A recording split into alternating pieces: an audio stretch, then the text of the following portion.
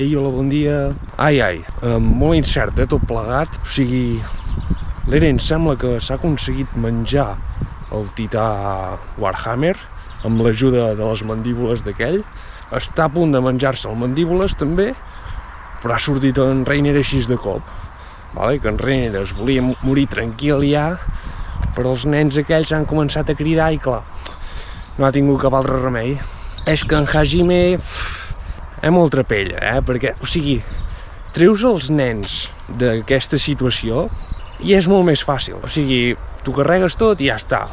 Però clar, hi ha els nens aquells i no pots fer segons què, saps? I ara té pinta que hi haurà un duel Reiner-Eren, perquè la resta està en caos. En Levi s'ha carregat l'orangutitan, però així pim-pam, Que, o sigui, no vull cridar a victòria abans d'hora, que ja m'ho sé això, però en principi ha quedat estabornit així de cop.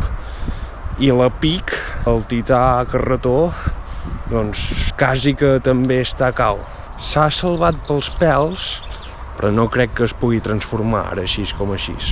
I finalment hem vist l'Armin, hi havia ganes de veure'l, s'ha convertit en tità colossal. Per sort el tità colossal no s'hi assembla gaire amb ell, perquè si no em seria raro.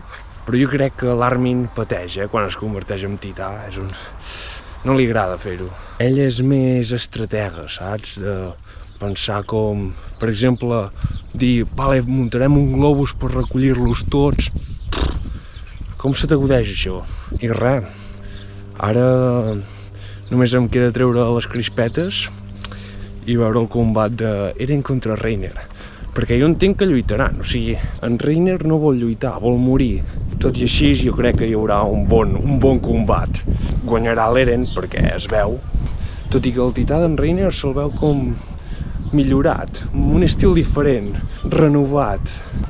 Va, doncs, ens veiem al següent episodi. Vagi bé.